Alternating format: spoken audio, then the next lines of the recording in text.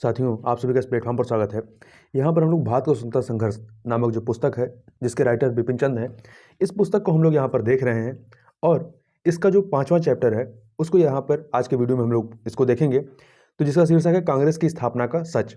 तो चलिए प्रारंभ करते हैं इस चैप्टर को। तो 1885 में भारतीय राष्ट्रीय कांग्रेस की स्थापना न तो अप्रत्याशित घटना थी और न ही कोई ऐतिहासिक दुर्घटना। 1860 और 1870 के दशक से ही भारतीयों में राजनीतिक चेतना पनपने लगी थी। कांग्रेस की स्थापना इस बढ़ती चेतना की पराकाष्ठा थी। 1870 के दशक के अंत में और 1880 के दशक के शुरू में भारतीय जनता राजनीतिक तौर पर काफी जागरूक हो चुकी थी। 1885 में इस राजनीतिक चेतना ने करवट बदली। भारतीय राजनीतिक और राजनीति में सक्रिय बुद्धिजीवी संकीर्ण हितों के लिए आवाज उठाने के बजाय राष्ट्रीय हितों के लिए राष्ट्रीय स्तर पर संघर्ष करने को छटपटाने लगे थे। उनके इस प्रयास को सफलता मिली। एक राष्ट्रीय दल का गठन हुआ, एक ऐसा दल जो राष्ट्रीय चेतना का प्रतीक था। भारतीय राजनीति के लिए एक प्लेटफॉर्म, एक संगठन, एक मुख्यालय। इस राष्ट्रीय दल के गठन के लिए जो राजनीतिक गतिविधियां हो रही थीं, अंग्रेज सरकार उससे बखूबी परिचित थी। उसे पूर्वाभास हो गया था कि क्या होने वाला है। राजनीति में सक्रिय भारतीयों को संदेह की नजर से देखा जाने लगा। हुकूमत को लगा कि असहयोग, देशद्रोह और आयरलैंड की तरह के आंदोलनों का दौर शुरू होने वाला है। विदेशी हुकूमत का संदेह तात्कालिक नहीं था, इसका ठोस ऐतिहासिक आधार था। उस समय की राष्ट्रीय मांगे थीं आयातित सूती वस्त्रों पर आयात शुल्क में कमी न करना, हथियार रखने का अधिकार देना, प्रेस की आजादी, सेना पर खर्च में कटौती, प्राकृतिक आपदाओं के शिकार लोगों की सहायतार्थ और अधिक राशि आवंटित करना, प्रशासनिक सेवा का भारतीयकरण, अर्धसैनिक बलों एवं स्वैच्छिक संगठनों में भारतीयों को भी शामिल होने का अधिकार, भारतीय न्यायाधीशों को यूरोपीय नागरिकों पर आपराधिक मुकदमे की सुनवाई का अधिकार, अंग्रेज मतदाताओं के बीच इस तरह का प्रचार कि वे उसी दल को वोट दें जो भारतीयों के हितों का ख्याल रखें। उन मांगों को यदि अलग अलग करके देखा जाए तो ये बड़ी सतही लगेंगी, पर ब्रिटिश हुकूमत इन मांगों को भी आसानी से मानने वाली नहीं थी, क्योंकि उसे लगता था कि यदि ये मांगे मान ली गई तो भारतीय जनता पर अंग्रेजी हुकूमत का शिकंजा ढीला हो जाएगा। 1875 से लेकर 1885 के दौरान भारत में जो नई राजनीतिक चेतना पनपी, वह मुख्यतः युवा वर्ग की देन थी। ये युवा ज्यादा लड़ाकू और राष्ट्रवादी थे। इनमें से अधिसंख्य इन्हीं 10 वर्षों के भीतर, 1875 से 1885, इन 10 वर्षों के भीतर राजनीति में आए थे। इन्होंने एक नया संगठन बनाया, क्योंकि उन्हें लगा कि पुराने संगठन दकियानूसी हो गए हैं। उनका जनाधार भी ठोस नहीं है, ना ही उनके पास कोई ठोस कार्यक्रम है, न नीतियां हैं। बतौर उदाहरण, बंगाल का ब्रिटिश एसोसिएशन धीरे धीरे जमींदारों के हित का पोषक बन गया था और अंग्रेजों के खिलाफ उसकी आवाज मध्यम पड़ गई थी। बॉम्बे एसोसिएशन और मद्रास नेटिव एसोसिएशन दक्षिणपंथी और मरणासन हो गए थे। अब आगे बढ़ने से पहले ये जो 3 संगठन की बात हमने की है, इसकी स्थापना कब होती है और इसके संस्थापक कौन थे, इसको फैक्ट के रूप में यहां पर हम लोग बात देख लेते हैं। तो ब्रिटिश इंडियन एसोसिएशन, इसकी स्थापना जो है 28 अक्टूबर 1851 को हुई थी। इसके संस्थापक कौन थे? राजा राधाकांत देव थे। जबकि बॉम्बे एसोसिएशन की बात करें तो बॉम्बे एसोसिएशन, इसकी स्थापना 26 अगस्त 1852 में होती है। इसके संस्थापक थे दादा भाई नारोजी। और वहीं मद्रास नेटिव एसोसिएशन की बात करें तो इसकी स्थापना होती है 26 फरवरी 1852 में। ठीक है, इसके संस्थापक कौन थे? गजलू लक्ष्मी नर सुचेटी। तो यदि इन तीनों में बात करें, सबसे पहले ब्रिटिश इंडियन एसोसिएशन की स्थापना होती है 1851 में, फिर उसके बाद जो है मद्रास नेटिव एसोसिएशन की स्थापना होगी फरवरी 1852 में, फिर बॉम्बे एसोसिएशन 26 अगस्त 1852 आएगा। आगे चलते हैं। यही कारण था कि 1876 में 1876 में बंगाल के युवा राष्ट्रवादियों ने सुरेंद्रनाथ बनर्जी और आनंद मोहन बोस के नेतृत्व में इंडियन एसोसिएशन का गठन किया। तो इंडियन एसोसिएशन का गठन कब होता है? 1876 में होता है। और इसके संगठनकर्ता कौन थे? सुरेंद्रनाथ बनर्जी और आनंद मोहन बोस थे। मद्रास के युवा नेताओं M.B. राघव चेरियार, जी सुब्रमण्यम अय्यर, पी आनंद चार्लू आदि ने 1884 में मद्रास महाजन सभा का गठन किया। तो ध्यान रखिएगा, मद्रास महाजन सभा का गठन कब होता है? 1884 में होता है। इसके संस्थापक कौन थे? M.B. राघव चेरियार, जी सुब्रमण्यम अय्यर, पी आनंद चार्लू आदि। बंबई में युवा राष्ट्रवादी बुद्धिजीवी नेता KT तेलंग और फिरोज शाह मेहता राजनीतिक मतभेदों के कारण पुराने नेताओं दादा भाई फार्मजी और दिनिशा पेटिट से अलग हो गए और 1885 में 1885 में कांग्रेस की भी स्थापना होती है। 1885 में बॉम्बे प्रेसिडेंसी एसोसिएशन का गठन किया। तो ध्यान रखिएगा, बॉम्बे प्रेसिडेंसी एसोसिएशन की स्थापना 1885 में होती है। किसके द्वारा? केटी तेलंग और फिरोजशाह मेहता के द्वारा। पुराने संगठनों में केवल एक संगठन पूना सार्वजनिक सभा का अस्तित्व बरकरार रहा, क्योंकि इसका नेतृत्व पहले से ही राष्ट्रवादी बुद्धिजीवियों के हाथ में था। यदि पूना सार्वजनिक सभा की बात करें हम लोग, तो इसकी स्थापना 1870 में होती है। कब हुई थी? 1870 में हुई थी, बॉम्बे प्रेसिडेंसी एसोसिएशन के पहले। ठीक है, और इसके संस्थापक कौन थे? एमजी रनाडे एवं गणेश वासुदेव जोशी। आगे चलते हैं इसमें। इन वर्षों के दौरान देश में एक नई राजनीतिक चेतना अंगड़ाई लेने लगी थी। नए राजनीतिक जीवन की उत्पत्ति का संदेश मिलने लगा था। यह संदेश लेकर आए राष्ट्रवादी अखबार हिंदू, ट्रिब्यून, बंगाली, मराठा और केसरी, ये सभी राष्ट्रवादी अखबार इसी दौरान निकलने शुरू हुए और 1818 तक भारतीय राजनीति पर छाए रहे। अमृत बाजार पत्रिका ही एक अपवाद था। इसका प्रकाशन पहले से ही हो रहा था। 1878 में यह अंग्रेजी भाषा का अखबार हो गया।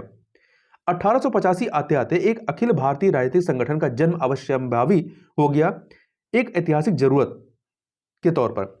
देश के सभी राष्ट्रवादियों ने इस जरूरत को बड़ी शिद्दत के साथ महसूस किया। 1877 के बाद इस उद्देश्य की प्राप्ति के लिए जो भी प्रयास किए गए, उस पर आज के कई इतिहासकार विस्तृत रूप से लिख चुके हैं।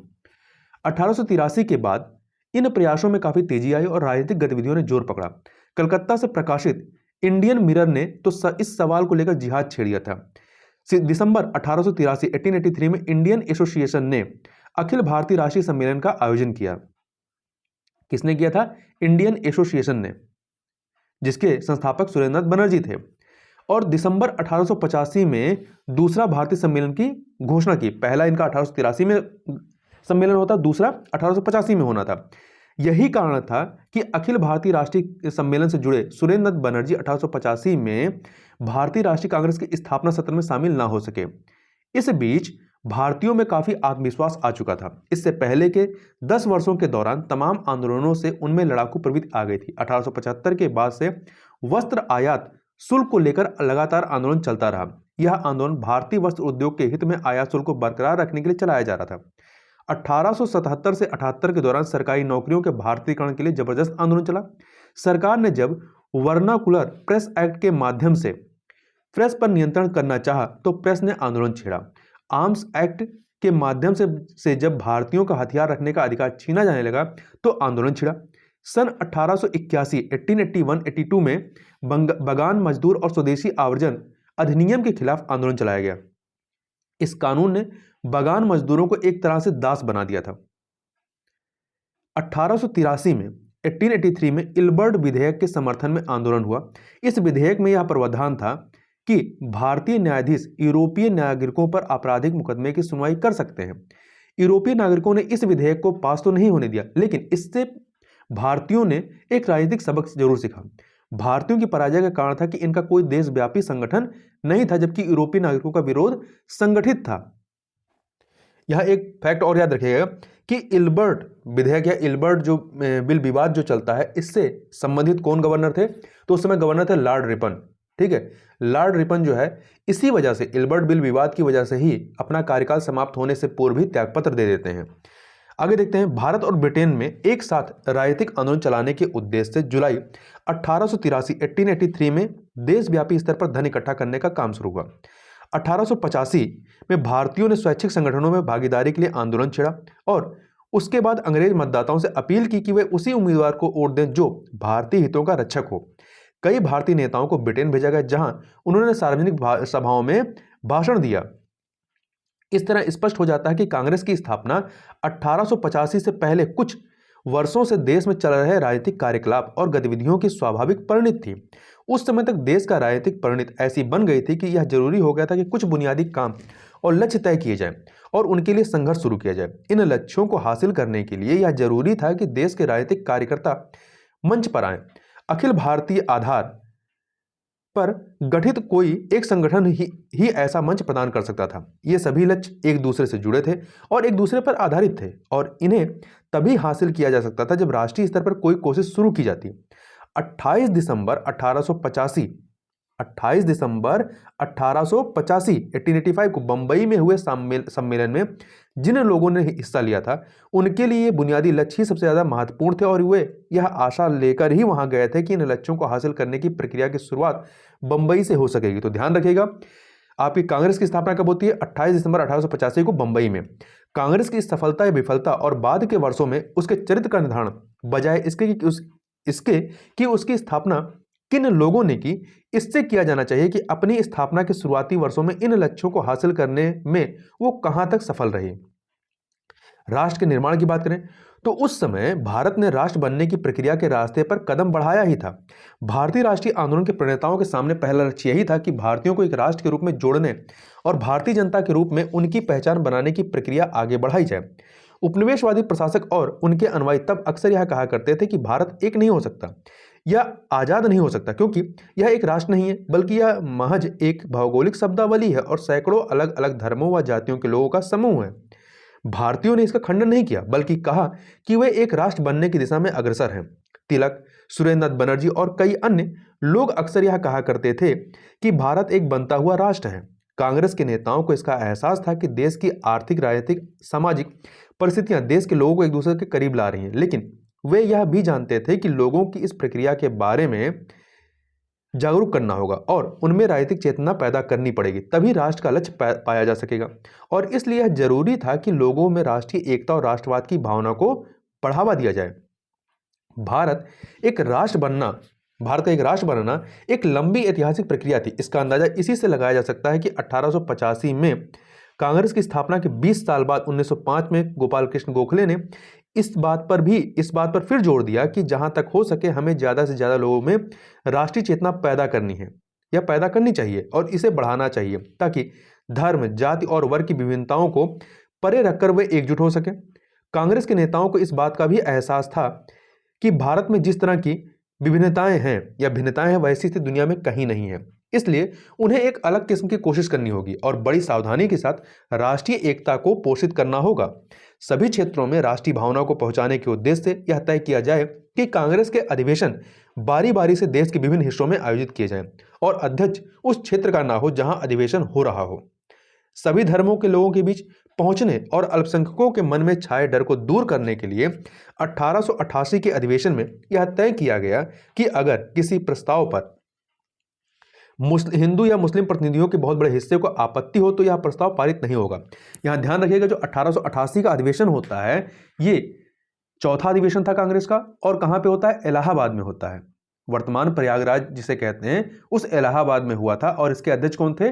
जॉर्ज यूले और ये प्रथम अंग्रेज थे जो कांग्रेस की अध्यक्षता कर रहे थे।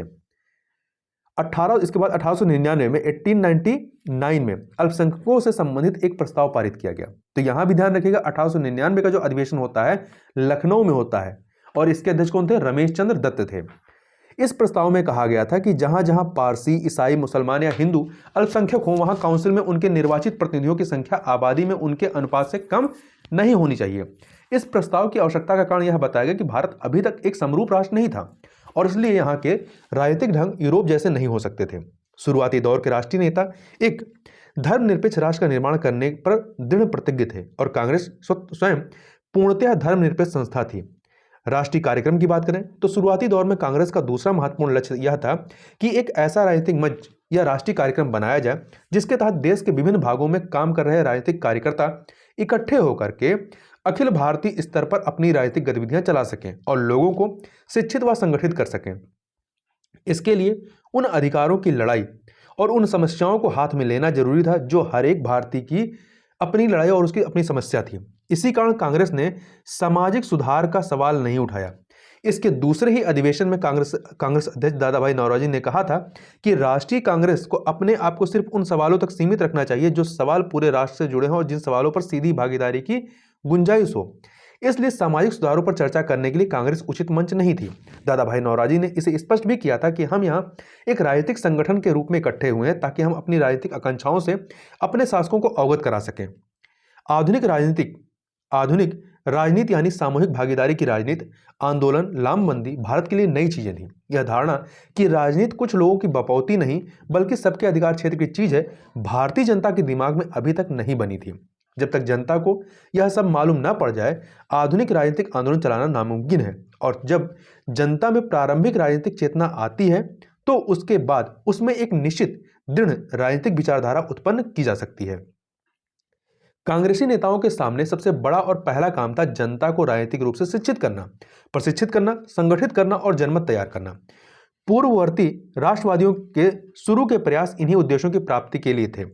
राजनीतिक चेतना जगाने और जनमत तैयार करने का काम सबसे पहले शिक्षित तबके से शुरू किया गया, उसके बाद बाकी तबकों में। इसका तात्कालिक उद्देश्य जनता को लगातार राजनीतिक गतिविधियों में शरीक करना था। वे जनता की तत्कालिक कठिनाइयों को दूर करने के लिए किसी संघर्ष में फंसना नहीं चाहते थे।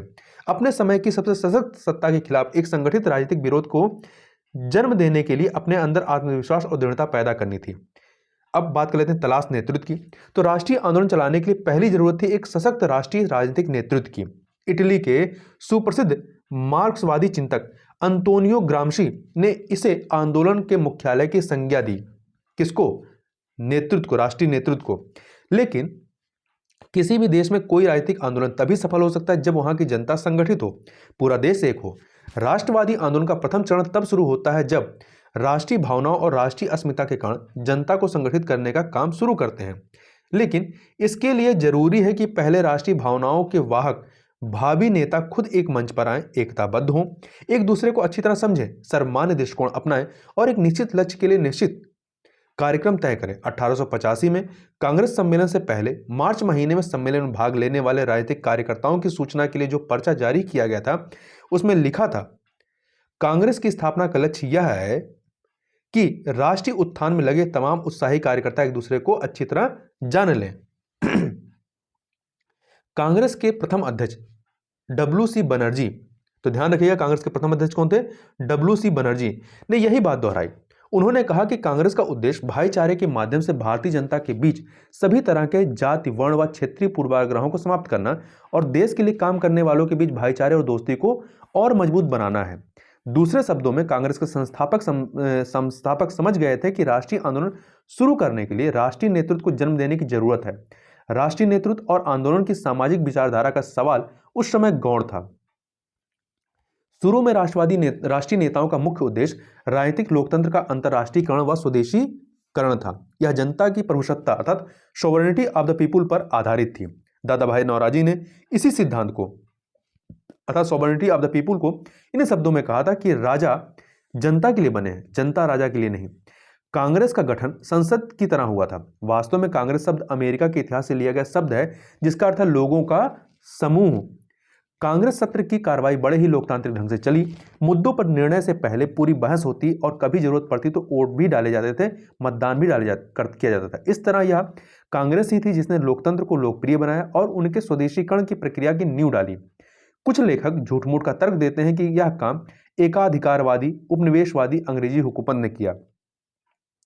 आगे देखते हैं उपनिवेशवाद विरोधी राष्ट्रवादी विचारधारा का निर्माण। उपनिवेशवाद के खिलाफ संघर्ष के लिए जरूरी था कि पहले तो उपनिवेशवाद को ठीक तरह से समझा जाए और फिर इस समझ के आधार पर एक राष्ट्रवादी विचारधारा विकसित की जाए।